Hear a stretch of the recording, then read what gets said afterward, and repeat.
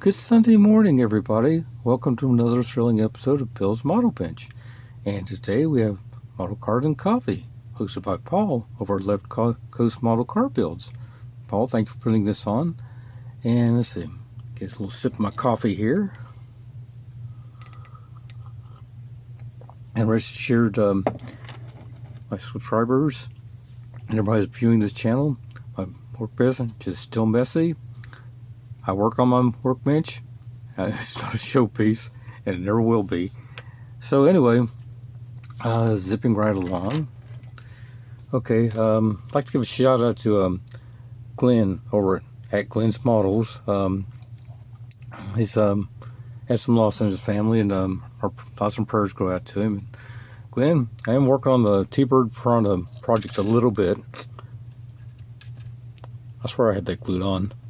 Anyway, I finally got this puppy wired up and got to run the fuel pump and a few lines, and I'll be able to put that in. And then once I get that in the chassis and everything, I can figure out where I need grounding on the body for clearance, and then I can start working on finishing the body work and painting it. Okay, without further ado, do it this way. Okay. I've been piddling away at the Pinto a little bit. Let's see.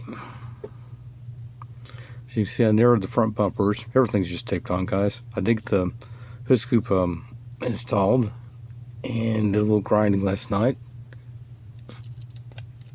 Hope you can see this.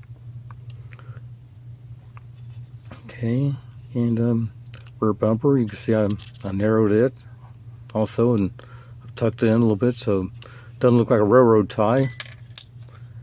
And let's see, and I narrowed this one also, took some off the ends and smoothed it out a little bit, and we'll put a little coat of paint on it and before too long and see what things look like.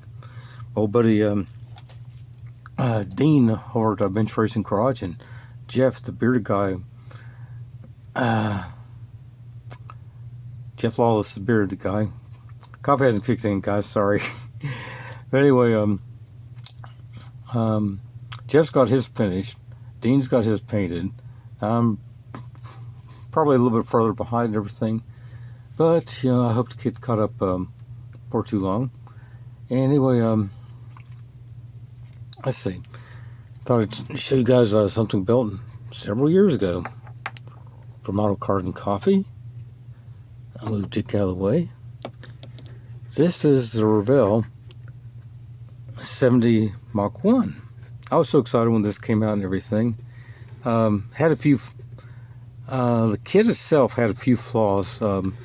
They did a really good job on the trim pieces down here, which I didn't put on because they made them too short. And I always thought they looked funny. So I used what I liked and everything, and just looked a little plain and everything, but that's the kind of look I'm going for. And I used wheels out of a Bullet Mustang, and I used the disc brakes out of it also. And I lowered it by let's see, taking some off the spring perches, lowering the back end, and the front one, I kind of cut it and put a spacer in order to move the spindle up. And I painted with one of my favorite colors, Tester's, let's see, lacquer root beer. And under the hood, a little bit of a surprise. If I can get it open, here we go. I used the 358 NASCAR engine. And used the headers and heated and bended them to fit and everything. And instead of a 4-speed transmission, I put in a resin 6-speed transmission. And it's got the NASCAR headers and everything. And I really liked the way it turned out. So anyway, How did I get there? Oh well. Touch up later, guys. And I use the kit license plate. Okay. Okay. And I was catch up on my YouTube this morning. And after 2 years, this fellow's back in business. He posted a really funny video this morning. And he's catching up and everything. Anyway, get a chance, check him out. Okay. Okay. And what's my buddy Shaggy over at Shaggy's Awesome Garage. Okay. And Shaggy had a really good article on making a wooden bed for like a flatbed pickup. And I thought they had some really good tips, and I think you really need to check it out. And I had a few others I wanted to elaborate on that a little bit. Let's see. For narrower boards, you can use coffee stirring sticks. Okay. And you can also use like markers, to get a different effect. Let's see. I use like a tan on the front of it, and I used black in the middle, and I kind of used a red marker on the ends. I kind of blended it, so you kind of get an idea for a different effect. Okay, and I've heard some people using like, let's say, soy sauce to soak them in for a little bit and everything, and that turns out to be a really nice effect.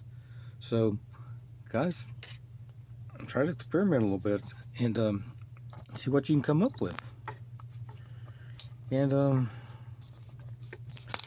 folks, got a lot of people hurting in this world and everything.